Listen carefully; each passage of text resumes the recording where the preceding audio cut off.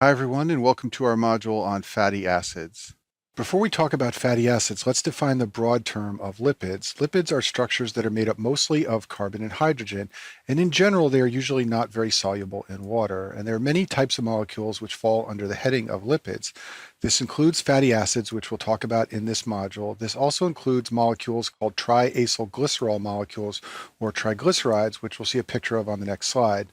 And then other structures that fall under the heading of lipids include cholesterol molecules, phospholipids, steroids, and glycolipids, and you may be familiar with all of these from studying cell biology and biochemistry. On the top left side of the screen here, I've shown the structure of a fatty acid. You can see that one end of the molecule has a COOH group, and this end can give off a hydrogen, and therefore that makes this an acid.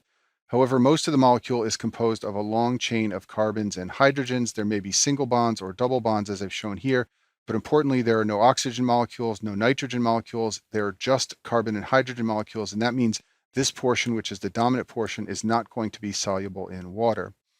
On the top right side of the screen is a molecule of glycerol. It's a short carbon molecule with several OH groups attached. And glycerol can bind to three fatty acids to make a molecule of triacylglycerol, which most people call a triglyceride. You can see that it's got the glycerol molecule here attached to three different fatty acids here. It's called triacylglycerol because it's got acyl groups which contain these double bonded oxygens, and it has three of them, therefore it's triacylglycerol. But as I said before, most people call this a triglyceride. And a triglyceride is a way of carrying three fatty acids around connected to a molecule of glycerol. The reason I showed you those chemical structures is because the two main ways by which fatty acids are transported through the body is either as free fatty acids or as triglyceride molecules. Most of the lipids that you eat in a meal are degraded to free fatty acids in the intestines, and then the enterocytes convert the fatty acids into molecules of triacylglycerol or triglycerides. These are then packaged into chylomicrons, which carry them through the plasma. And then when the triglycerides reach the tissues where they're going to be used or stored, they are degraded back into free fatty acids. There's a very important enzyme called lipoprotein lipase, which is found on the endothelial surfaces of capillaries, and it can degrade the triglyceride molecules back into three molecules of free fatty acids. And this enzyme is abundant in adipocytes and muscle tissues, and these are the places where fatty acids are often used. Before we move on and talk about fatty acid synthesis and breakdown, let's define some vocabulary. When we say that a fat or a fatty acid is saturated, we mean it contains no double bonds. This is a picture of a saturated fatty acid here because all the bonds are single. And we say it's saturated because it's saturated with hydrogen, and therefore all the bonds are single. Saturated fats are usually solid at room temperature, and these are the bad fats that often raise people's LDL or bad cholesterol. We'll talk more about that in another module. Unsaturated fats, on the other hand, contain at least one double bond. So if we had one double bond here, this would no longer be a saturated fat and it would be an unsaturated fat. We call it monounsaturated if there is just one double bond, and we call it polyunsaturated if there is more than one double bond. Nutritionists often advise patients to avoid trans fats. So what do they mean by that? Well, double bonds in unsaturated fatty acids can be either in the trans or the cis configuration. This has to do with the orientation of the double bond in three-dimensional space. Most naturally occurring fats have the cis configuration, but you can get lots of trans double bonds when you use a food processing method called partial hydrogenation. And these trans fats have been shown to increase LDL, which is the bad cholesterol, and lower HDL, which is the good cholesterol. Another type of fatty acid which is good for you is called an omega-3 fatty acid. This is a type of polyunsaturated fatty acid. If you look at the fatty acid on the bottom of the screen, this is an example of an omega-3 fatty acid. The carboxylic acid end of the fatty acid is called the alpha end, and the other end is called the omega end. So if there is a double bond, three carbons from the omega end, as there is here, this will be called an omega-3 fatty acid. Lots of these are found in fish oil, and consumption of high amounts of these have been shown to lower triglyceride levels. Now let's move ahead and talk about fatty acid metabolism. There are basically three topics under the heading of fatty acid metabolism that we'll discuss in this module. First, we'll talk about fatty acid synthesis. So fatty acids are synthesized largely in the liver and also in the mammary glands. There's a small amount that occurs in the adipose tissue, but mostly adipose tissue is where fatty acids are stored, not where they are synthesized. And excess carbohydrates in the body and proteins can all be funneled towards fatty acid production, as we will see. Next, we'll talk about fatty acid storage. It's largely stored in adipose tissue, as you likely know, and it's mostly stored as triglycerides. And then finally, we'll talk about the process of breaking down fatty acids. Fatty acids contain a lot of potential energy, and the process of beta oxidation can convert fatty acids into acetyl-CoA, which can then enter the TCA cycle to generate ATP for cells. We'll start by talking about fatty acid synthesis. So, in high energy states like the fed state, after you've eaten a large meal, there is a lot of acetyl CoA inside of cells. Carbohydrates are converted to acetyl CoA, and even some proteins are metabolized into acetyl CoA. And all that acetyl CoA can enter the TCA cycle and generate lots of ATP. As a result of the high level of ATP, there will be inhibition of the enzyme isocitrate dehydrogenase in the TCA cycle, and this will result in a high citrate level inside of cells. If you look at the diagram on the bottom of the screen, I've shown you the first step of the TCA cycle. Oxaloacetate is combined with acetyl-CoA by the enzyme citrate synthase to generate citrate, and then citrate is further metabolized by the enzyme isocitrate dehydrogenase. So when the ATP level gets high, it will inhibit this enzyme. Therefore, the level of citrate will begin to rise. And citrate is used as an energy marker inside of cells. When its level gets high, it means that there's lots of excess energy around, and therefore, as we will see, citrate will then be diverted into the synthesis of fatty acids. Step one in the synthesis of fatty acids is to move citrate to the cytosol via a transporter called the citrate shuttle. As we will see, acetyl-CoA molecules can be used to synthesize fatty acids, but there's a problem, and that is that acetyl-CoA cannot exit the mitochondria to enter the cytosol where fatty acid synthesis takes place. For this reason, those acetyl-CoA carbons will be combined with oxaloacetate into molecules of citrate, and the level of citrate inside the mitochondria will rise in high energy states as we just described. Citrate can then be shuttled out into the cytosol to participate in fatty acid synthesis, and the key point here is that acetyl-CoA cannot cross the membrane. That's why citrate has to be used. This should make sense to you if you've watched the module on glycolysis, because as we discussed in that module, citrate is an inhibitor of glycolysis via the enzyme phosphofructokinase 1. Citrate is used as a marker of what's going on inside the mitochondria. Acetyl-CoA cannot get out of the mitochondria, but citrate can. So when citrate levels build up, they will enter the cytosol, inhibit glycolysis, and then be diverted into fatty acid synthesis. The next step is to convert citrate into acetyl-CoA. The enzyme that carries out this step is called ATP citrate lyase. As the name implies, it depends upon ATP. And the net result of these first two steps is that excess acetyl-CoA will be moved to the cytosol using citrate as a shuttle. Step 3, once we have the acetyl-CoA in the cytosol where we want it, is to convert the acetyl-CoA to malonyl-CoA.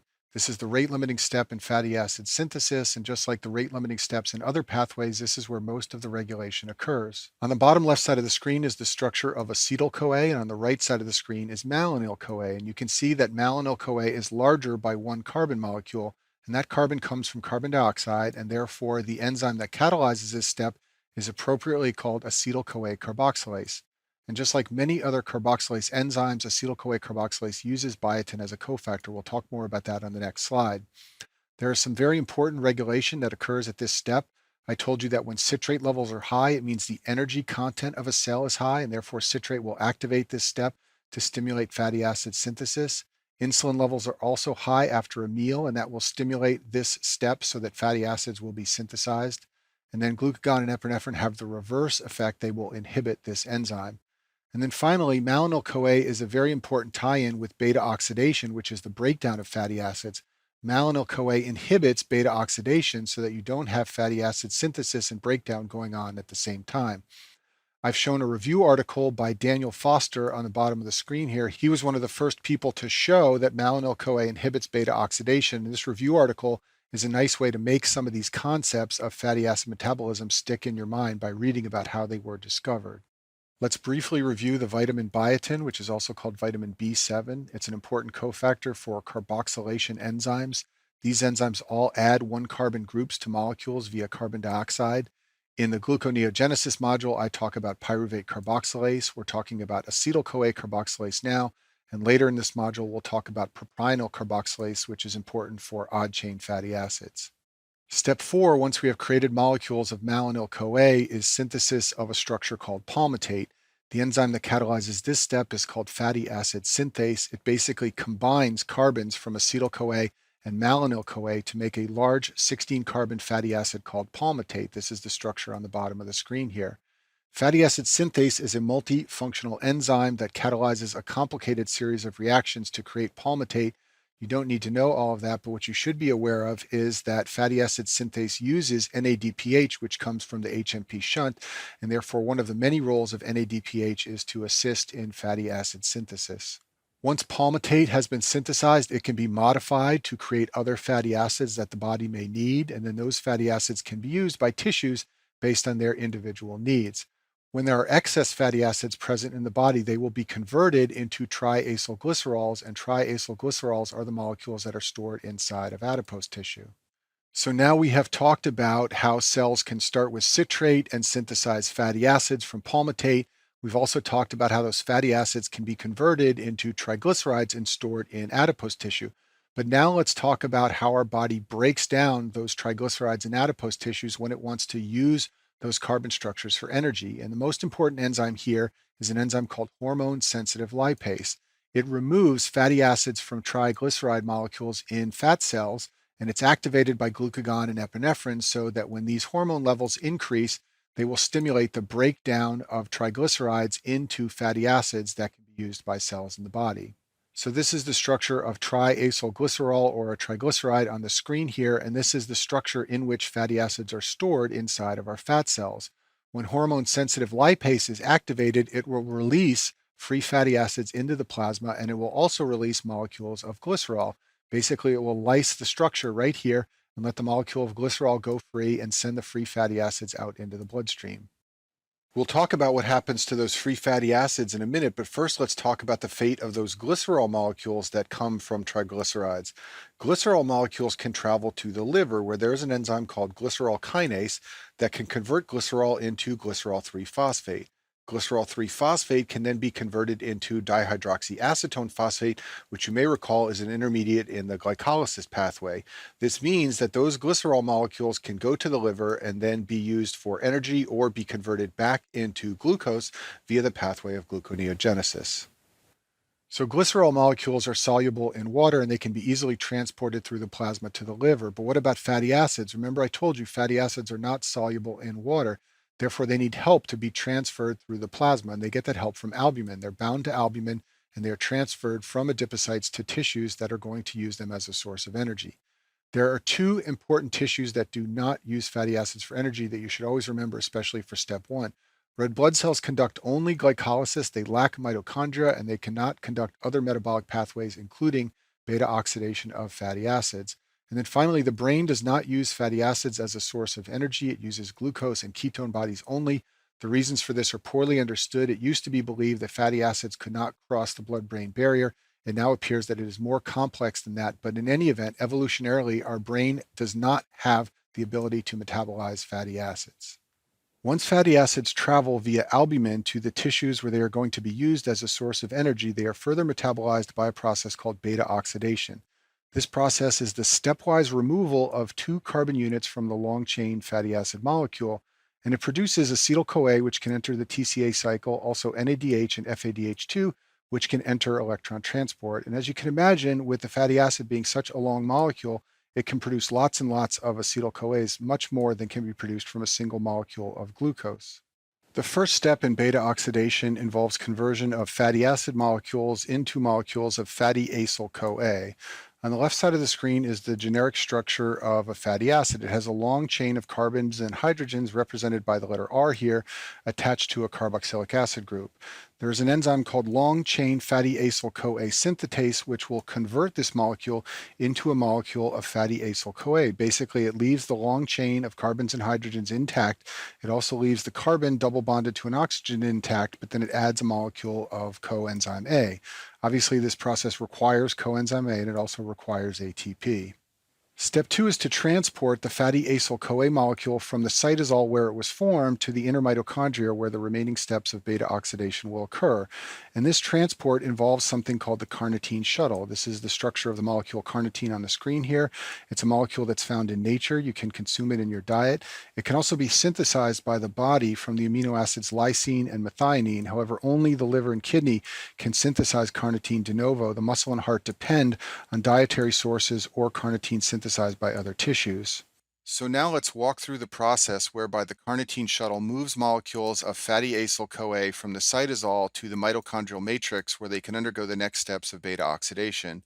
Fatty acyl-CoA molecules can move into the intermembrane space, but they cannot cross into the mitochondrial matrix. So once they are in the intermembrane space, they are converted into structures called acylcarnitines. The enzyme that carries out this conversion is called carnitine palmitoyl transferase 1, or CPT1. This is a membrane-bound enzyme that uses carnitine to essentially bump off the CoA portion of the fatty acyl-CoA molecule and create an acylcarnitine, which is a long chain of carbons and hydrogens, that's the R group, bonded to a C double bond O to a carnitine molecule. Now note that CPT1 is a membrane-bound enzyme, so in the cytosol, malonyl-CoA can inhibit this enzyme, and that's important because, as we talked about before, you don't want beta oxidation and fatty acid synthesis occurring at the same time. So when fatty acid synthesis is occurring, malonyl-CoA levels will get high. That will inhibit CPT1. There will be less carnitine shuttle activity and therefore less beta oxidation. Acylcarnitine molecules can then move into the mitochondrial matrix, and once you have acylcarnitine molecules in the mitochondrial matrix, they are converted back into fatty acyl-CoA molecules by an enzyme called CPT2. And once you have fatty acyl-CoA in the mitochondrial matrix, these molecules can now undergo the further steps in beta oxidation. So the big picture here is that the carnitine shuttle takes molecules of fatty acyl-CoA and moves them through this entire process into the mitochondrial matrix. If you are deficient in carnitine, you will be unable to metabolize fatty acids, and there are several potential reasons for which patients can become carnitine deficient. There are many secondary causes. If you are malnourished or if you have liver disease, you can develop a carnitine deficiency. In addition, patients who have high requirements for carnitine because they are performing lots of metabolism can become relatively deficient in carnitine. So these are patients who have had major trauma or burns, or sometimes women who are pregnant. And then finally, hemodialysis for patients with kidney disease removes carnitine. There's less synthesis of carnitine for unclear reasons in dialysis patients, and there's also a loss of carnitine through the membranes. So dialysis patients can become deficient in carnitine.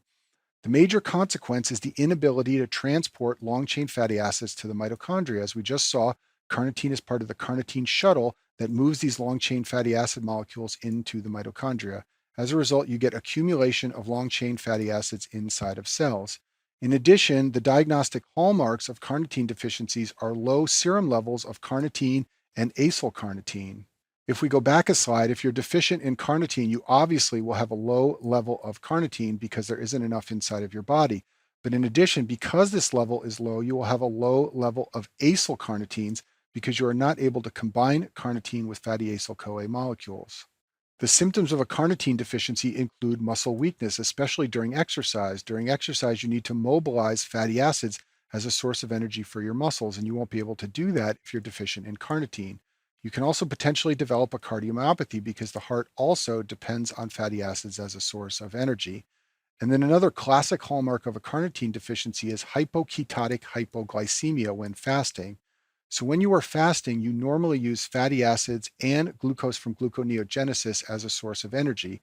However, people with a carnitine deficiency cannot metabolize fatty acids, so they can only use glucose. They will overuse the glucose, and this will make them hypoglycemic. In addition, without fatty acid breakdown to generate acetyl-CoA, you do not have a source from which to generate ketones, so you have poor ketone synthesis without fatty acid breakdown. As a result, you get hypoketotic hypoglycemia, and this is a very unusual finding. Normally, when you are hypoglycemic, you also have high levels of ketone bodies because you're metabolizing lots of fatty acids. That is not the case in a carnitine deficiency. There is a rare inborn error of metabolism called a primary systemic carnitine deficiency. Babies born with this disorder have a mutation affecting carnitine uptake into cells. It's not that they lack carnitine or are deficient in carnitine, it's that they can't move the carnitine into their cells so that they can use it in the metabolism of fatty acids. Babies born with the infantile phenotype present in the first 2 years of life with a constellation of symptoms that are all related to buildup of fatty acids in the body that can't be metabolized. These babies often have encephalopathy and hepatomegaly. In addition, they can have high levels of ammonia from liver failure. They get hypoketotic hypoglycemia, as we discussed before. They also get low serum carnitine levels, and this may seem counterintuitive since I told you the problem is not carnitine deficiency. However, because the kidneys cannot resorb carnitine, it spills out in the urine and they become carnitine deficient. In addition, you find reduced carnitine levels in biopsy samples of the muscle, the liver, and the heart, all because the carnitine cannot be moved into cells. So back to our steps of beta oxidation. Now that we have moved our acyl-CoA molecules into the mitochondrial matrix, we can do the next step, which is to begin cycles of beta oxidation. Each cycle of beta oxidation will remove 2 carbons and shorten the chain by 2, and in the process it will generate NADH and FADH2 and acetyl-CoA. If you look at this acyl-CoA molecule I've shown on the bottom of the screen here, the alpha carbon is the carbon right next to the C bonded to O group, and the beta carbon is the carbon next to that.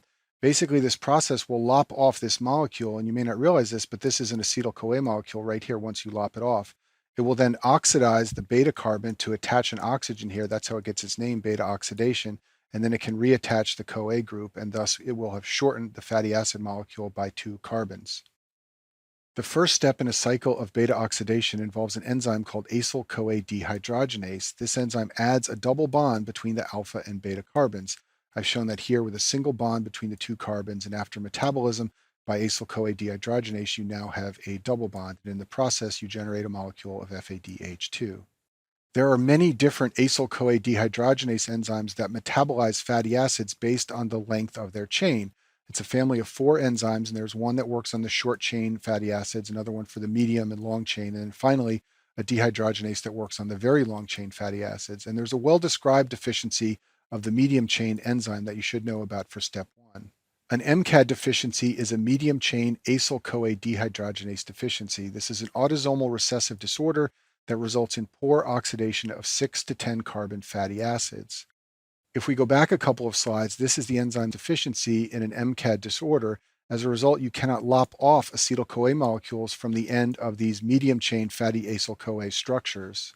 If we go back to this slide of the carnitine shuttle, when you have an MCAD deficiency, you cannot perform further metabolism of fatty acyl-CoA. As a result, you will get high levels of acylcarnitine in the plasma, and this is one of the hallmarks of an MCAD deficiency.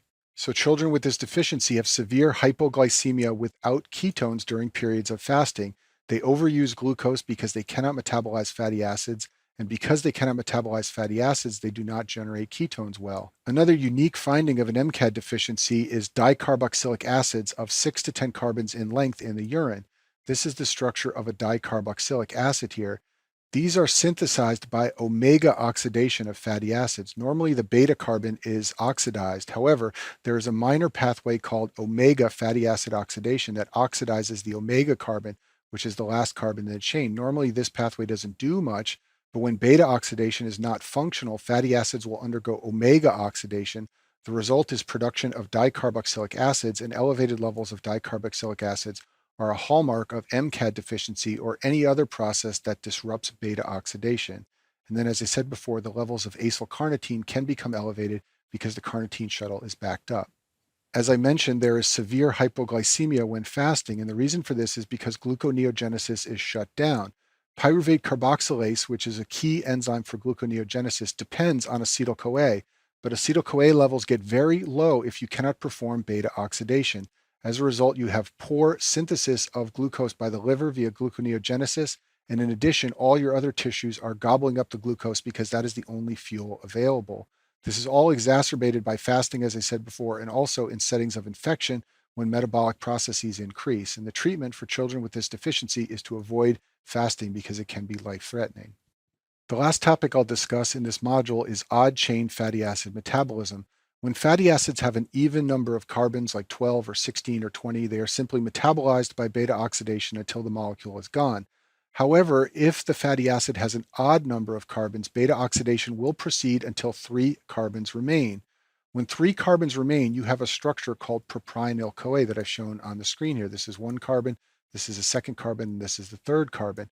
Propionyl-CoA will be metabolized into succinyl-CoA, which can enter the TCA cycle. And this is an important point because what this means is that odd-chain fatty acids can be used in gluconeogenesis to generate glucose. That is not true of even-chain fatty acids. They are metabolized to acetyl-CoA, which can enter the TCA cycle for energy, but cannot be used to generate glucose. And I've summarized that point here. Odd-chain fatty acids can lead to glucose. The first enzyme in the process of converting propionyl-CoA to succinyl-CoA is called propionyl-CoA carboxylase, and this requires biotin as a cofactor, just like all carboxylase enzymes. You should be aware that propionyl-CoA is a gateway to the TCA cycle for many different substances. We just talked about how odd-chain fatty acids can be converted to propionyl-CoA, but so can cholesterol and so can some amino acids like isoleucine, valine, threonine, and methionine. All of these structures here can be converted into propionyl-CoA and then into methylmalonyl-CoA using that carboxylase enzyme that requires biotin. From methylmalonyl-CoA, they can be converted to succinyl-CoA, and this reaction depends on vitamin B12. And then succinyl-CoA can enter the TCA cycle. This is also a nice place to point out that elevated levels of methylmalonic acid are seen in B12 deficiency, and that should make sense to you after looking at this slide. When B12 is deficient, you cannot convert methylmalonyl-CoA into succinyl-CoA, and then you can measure in the plasma the high levels of the methylmalonyl component of this molecule, which is called methylmalonic acid, and that is a hallmark of the B12 deficiency. There's a rare metabolic disorder called methylmalonic acidemia. This occurs when babies are born deficient in the enzyme methylmalonyl-CoA mutase. Methylmalonyl-CoA mutase catalyzes the conversion of methylmalonyl-CoA into succinyl-CoA. This is the reaction we were talking about on the last slide that is dependent on vitamin B12. Methylmalonyl-CoA and succinyl-CoA are actually the same structure in terms of their molecular makeup. The molecules are just arranged differently. They are isomers of one another, and so this enzyme catalyzes the isomerization reaction that converts methylmalonyl-CoA into succinyl-CoA. Babies who are born deficient in this enzyme will see their levels of methylmalonyl-CoA rise, and then the methylmalonate portion can dissociate, and you can have high levels of methylmalonic acid in the blood. Those high levels of methylmalonic acid can cause an anion gap metabolic acidosis. This can lead to CNS dysfunction, and this is a very serious condition. It's often fatal early in life. And that concludes our module on fatty acids.